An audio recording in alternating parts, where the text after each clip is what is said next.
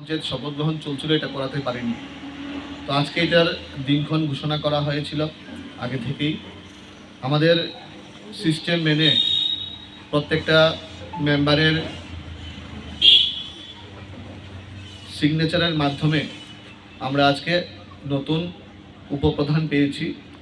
আমরা আশা রাখব এই পঞ্চায়েত আমাদের সরকারের যেই লক্ষ্য, মানুষকে সঠিকভাবে নাগরিক পরিষেবা দেওয়া, মানুষের ছোট ছোট চাহিদাগুলো পূরণ করা, মানুষের বিভিন্ন সমস্যাগুলা সমাধান করা একটা পঞ্চায়েতের কাজ। আমাদের প্রধান, উপপ্রধান এবং টোটাল পুরো পঞ্চায়েতের যারা সদস্যরা আছেন, প্রত্যেকে মিলে এই পঞ্চায়েতের সার্বিক উন্নয়নের জন্য আপনারা কাজ করবেন। এখানে আমরা মিশ্র বসতির মানুষ বসবাস করি, সংখ্যালঘু সংখ্যাগুরু প্রত্যেকে আমরা সুন্দরভাবে এখানে জীবনযাপন করছি। আমাদের প্রত্যেকের মধ্যে আন্তরিকতা আছে, আমাদের প্রত্যেকের মধ্যে একজনের সঙ্গে একজনের মেলামেশা আছে। আমরা চাই প্রত্যেকে মিলে এই এলাকার সার্বিক উন্নয়ন করতে। আমরা বিগত দিনে এই রাজ্যে অনেক সরকার দেখেছি, যেই সরকার 25 বছর শাসনের নামে শোষণ করেছিল, কিন্তু 2018 সনে আমাদের সরকার, এই রাষ্ট্রবাদী সরকার, ভারতীয় জনতা পার্টির নেতৃত্বে সরকার প্রতিষ্ঠা হওয়ার পরে আমরা সাধারণ মানুষের জন্য, সাধারণ মানুষের কাছে সরকারের সুযোগ সুবিধাগুলো পৌঁছে দেওয়ার জন্য আমরা কাজ করছি। এবং একটা পঞ্চায়েত একটা গ্রামের সরকার পরিচালনা করে। একটা পঞ্চায়েতের উপর সাধারণ মানুষের চাওয়া পাওয়াগুলা কিন্তু নির্ভর করে। আমি আজকের দিনে অনুরোধ করব, যারা পঞ্চায়েতের প্রতিনিধি আছেন, প্রধান এবং নবনির্বাচিত উপপ্রধান, আপনাদের দায়িত্ব সাধারণ মানুষের কথা শোনা, সাধারণ মানুষের কাছে সরকারের সুযোগ সুবিধাগুলো পৌঁছে দেওয়া। কোনো ধরনের রাজনৈতিক রং দেখি না, আমরা ধর্মীয় রং দেখি না। আমাদের একটাই লক্ষ্য, এই রাজ্যকে শ্রেষ্ঠ রাজ্যে পরিণত করা। আমাদের একটাই লক্ষ্য, এই বিশালগড়কে শ্রেষ্ঠ বিশালগড়ে পরিণত করা। এবং আমাদের একটাই লক্ষ্য, এই ঘনিয়ামারা পঞ্চায়েতকে যেন আমরা সর্বশ্রেষ্ঠ পঞ্চায়েতে পরিণত করতে পারি, সেই লক্ষ্যে আমরা সবাই মিলে কাজ করি।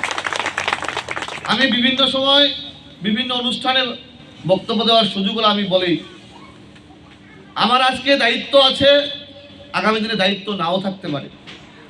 আমি আজকে বিধায়ক আছি, আগামী দিনে নাও থাকতে পারি। কেউ প্রধান আছে, আগামী দিনে নাও থাকতে পারে। উপপ্রধান আছে, আগামী দিনে নাও থাকতে পারে। কিন্তু যতদিন আমার দায়িত্ব আছে, 100% দিয়ে মানুষের জন্য কাজ করতে হবে, যেন দায়িত্ব চলে গেলেও সারা জীবন মানুষ আমাদেরকে মনে রাখে, সারা জীবন যেন মানুষ আমাদেরকে ভালোবাসে, সেই লক্ষ্যে আমাদের কাজ করতে হবে। আমি প্রত্যেকের কাছে অনুরোধ করব, আমরা যতদিন দায়িত্ব আছে মানুষের জন্য কাজ করতে হবে 100% দিয়ে। সবসময় কিন্তু কাজ করার সুযোগ পাওয়া যায় না। যেহেতু আমরা কাজ করার সুযোগ পেয়েছি, আমরা মানুষের জন্য, কিন্তু আমাদেরকে সেইগুলা শক্ত হাতে মোকাবেলা করতে হবে। এই এলাকাতেও আপনারা দেখুন, এই এলাকায় পশ্চিমাঞ্চলের লাইফলাইন 58 কোটি টাকা ব্যয়ে রাস্তার কাজ হচ্ছে। এটা আমরা বিগত দিনের সাথে স্বপ্ন ভাবিনি। এই ঘনিয়ামারার নিচের চমুনি থেকে স্কুল পর্যন্ত যাওয়ার রাস্তাটা কতটা বেহাল দশায় ছিল, সেই রাস্তার সংস্কার হয়েছে। ঘনিয়ামারা স্কুল থেকে অরবিন্দনগর পর্যন্ত রাস্তার কাজ হয়েছে। অরবিন্দনগর পঞ্চায়েত থেকে কামথানা পর্যন্ত রাস্তার কাজ হয়েছে। আমরা বিভিন্নভাবে মানুষের পানীয় জলের সমস্যা সমাধান করার চেষ্টা করছি।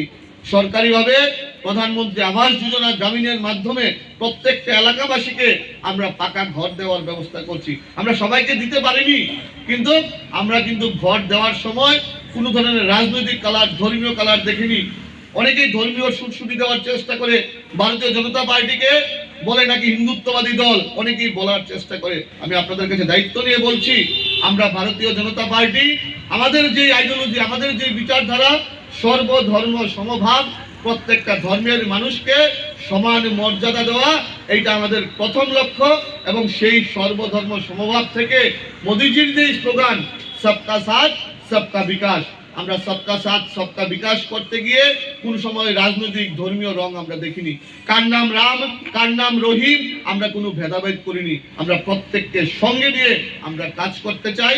এবং আমি ধন্যবাদ জানাই আজকের এই অনুষ্ঠান থেকে 2023-এর বিধানসভা নির্বাচনে আপনাদের আশীর্বাদ, আপনাদের ভালোবাসা পেয়ে আমি বিধায়ক হিসাবে কাজ করার সুযোগ পেয়েছি। আপনারা যে দায়িত্বটুকু আমাকে দিয়েছেন আমি নিষ্ঠার সঙ্গে